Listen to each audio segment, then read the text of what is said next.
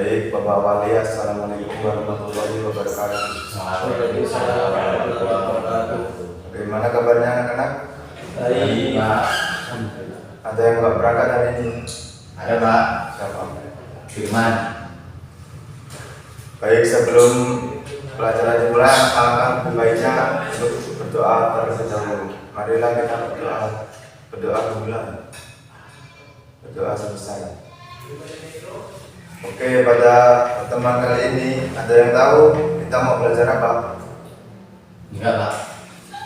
Pada pertemuan kali ini kita akan mempelajari tentang karakteristik geografis Indonesia.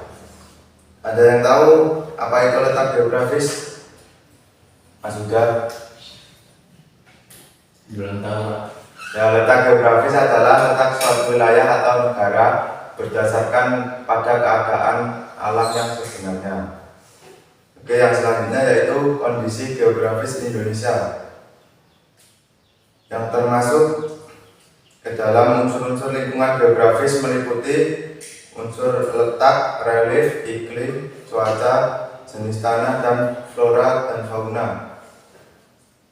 Yang pertama yaitu topografi. Ada yang tahu topografi itu apa? Mas Toha tahu nggak? Belum tahu. Topografi yaitu keadaan tinggi rendahnya suatu permukaan bumi. Ada yang tahu contoh topografi itu apa?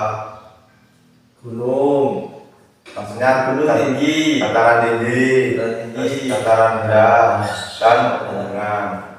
Kalau dataran tinggi itu apa? Ya, gunung itu dataran tinggi. Dataran tinggi yaitu suatu dataran yang tingginya di atas 700 meter. Kalau dataran rendah Di bawah sudah ada. Nah, kalau pegunungan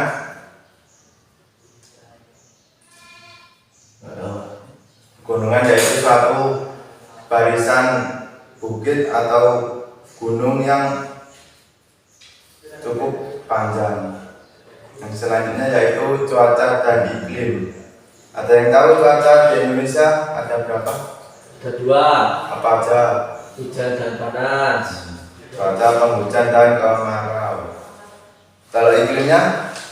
Tropis. Ya, iklim tropis. Yang selanjutnya yaitu flora dan fauna di Indonesia. Ada yang tahu flora dan fauna di Indonesia dibagi menjadi berapa? Dua. Tiga. Apa aja? Hidup di air. Bukan, Mas Doha. Flora dan fauna di Indonesia dibagi menjadi tiga, yaitu yang pertama tipe asiatis. Ada yang tahu tipe asiatis itu apa? Belum tahu, Pak. Tipe asiatis yaitu yang ada di daratan Asia dan tepatnya berada di wilayah Indonesia bagian barat. Kalau selanjutnya tipe Australis yaitu yang ada di pulau daratan Australia dan hidup di bagian timur Indonesia. Ada yang tahu contohnya apa? Kalau hewan di bagian timur Indonesia kayak burung di Papua kan ada Komodo. ya, komodo, terus Gunung Cendrawasih. nah, Cendrawasih. Dan yang terakhir yaitu tipe peralihan. Tipe peralihan yaitu fauna yang tidak dapat dijumpai di daratan Asia maupun daratan Australia. Tipe ini hidup di bagian Indonesia Tengah. Contohnya Sulawesi dan Kepulauan Nusa Tenggara. Nah, yang selanjutnya ada yang tahu nggak letak geografis Indonesia terletak di antara benua dan samudra apa? Benua Pasifik dan benua Hindia. Salah, Mas Toha, itu samudra. Kalau benua itu terletak di Benua Australia. Asia dan Australia. Nah, ini Bapak ada peta Indonesia secara sederhana ya, Pak. Samudra Hindia. Nah, ini batasnya. Kalau sebelah barat ada Samudra Hindia, terus sebelah timur ada Samudra Pasifik. Dan di bagian bawah sini ada benua Australia. Dan selanjutnya di utara ada Laut Cina Selatan. Paham sampai di sini? Samudra itu isinya air gimana Pak ya? Samudra itu suatu lautan yang sangat besar. Oke. Kita lanjut ke materi selanjutnya. Yang selanjutnya yaitu pengaruh letak geografis Indonesia. Yang pertama, Indonesia mempunyai 2 musim seperti yang tadi Bapak jelaskan, yaitu musim kemarau dan musim penghujan. Yang kedua, wilayah Indonesia sangat strategis karena wilayah Indonesia terletak di antara 2 benua dan 2 samudra. Oleh karena itu Indonesia menjadi jalur perdagangan internasional, baik laut maupun darat. Dan yang ketiga, Indonesia kaya akan budaya. Ada yang tahu contoh budaya di Indonesia apa? Contohnya seperti tarian, terus pakaian adat, terus bahasa, itu.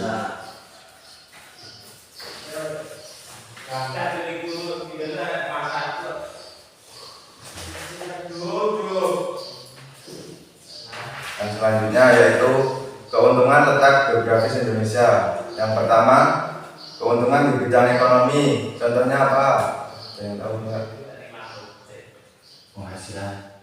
Ya, contohnya seperti penambah devisa negara dan lainnya.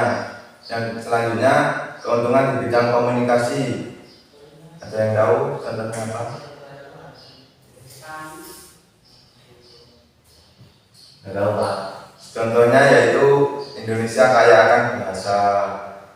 Terus selanjutnya keuntungan di bidang transportasi seperti peningkatan transportasi untuk tujuan wisata dan peningkatan transportasi laut secara maksimal. Dan yang terakhir yaitu keuntungan di bidang sosial budaya seperti yang tadi sudah kita pelajari. Contohnya seperti pakaian, terus bahasa dan tarian. Baik, sebelum Bapak tutup pada materi hari ini, Bapak ada tugas untuk dikerjakan di rumah. Silakan kalian kerjakan di rumah.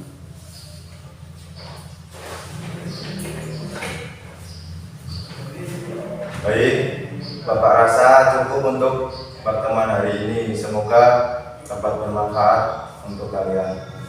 Bapak akhiri, wassalamualaikum warahmatullahi wabarakatuh. Waalaikumsalam warahmatullahi wabarakatuh.